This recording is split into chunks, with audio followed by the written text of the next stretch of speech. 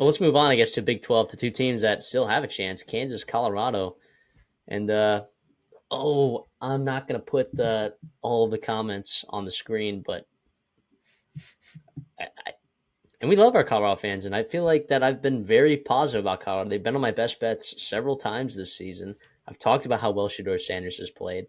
I sure I am an Ashton Genty truther, but man, I got attacked a little bit for believing that a home Kansas team who was only a 2.5 point dog had a chance to beat Colorado, and yeah, they ended up kind of pounding them. They did not punt a single time, by the way. They did not punt a single time. How about credit Lance Leipold right there? And once again, Kansas has a chance to make a bowl game with a win next week, dude. And just think about this, and I look back, and you can comment this as well. You took Kansas to win the Big 12 because of the talent that you believed was on this football team. You have to look back and think about some of those games that they played, man, and those one possession losses and how tight those margins were. And you just have to think that Kansas totally, totally could have made it to the Big 12 championship had they just won a couple more of those games and had those kind of one possession losses flip. Unbelievable stuff from Lance Leipold, though, so far this season. I still think like winning 6 games, 5 games at Kansas is like still nothing to slouch about, right? I mean, this guy just wins football games, right? But man, what could have been, man? What could have been?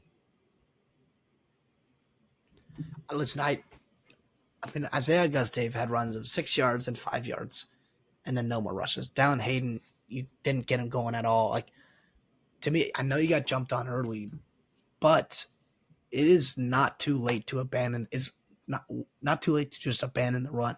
I think that I took Colorado because I liked the way the defensive line was playing, and I liked the way that they were running the football, or at least trying to commit to running the football. And if you flip the script and you put Kansas down early, then you were in a much better spot. But like you said, your defense got shredded. You just abandoned the run. You started with a 3-and-out and then a 4th down, missed conversion. And it was just playing catch up the whole time. And Shedeur Sanders played well, but there's only so much he could do in, coming from behind and against a good Kansas football team who dominated time of possession, who dominated the running carries and first downs. They had 29 first downs. They had over 40 minutes time of possession. They ran for over 300 yards rushing. Yeah, it was super impressive. This is the Kansas football team. I feel like I've said it for 3 weeks now. This is the Kansas football team that I have been waiting for, that the reason why I took them to win the Big 12 championship game. Like you said, if a couple of those one possession losses, maybe even just one, turned around, this is a much different outlook on this season. And they are right there in a spot for a Big 12 championship and a playoff game. I don't think anybody wants to see them on their schedule.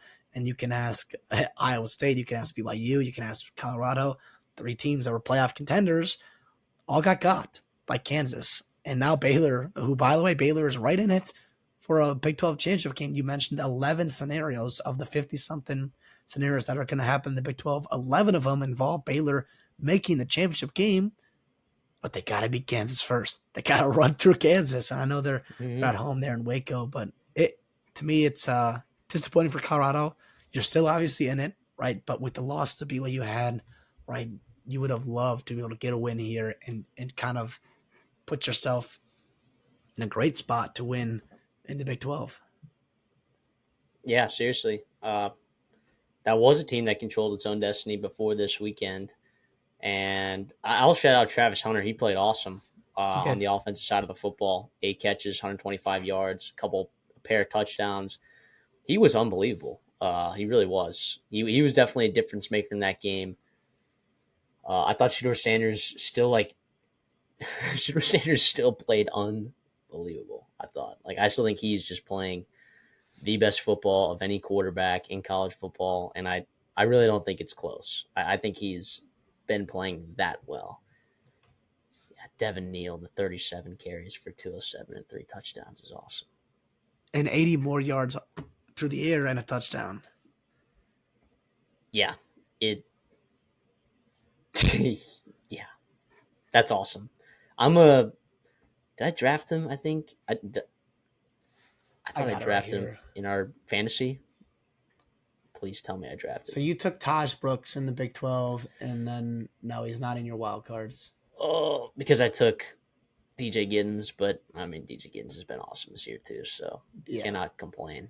But but yeah, that's to one me, that that's if you told me Devin Neal would have 37 rushing attempts, I would have been, yeah, okay, maybe I'm not going to take Colorado here.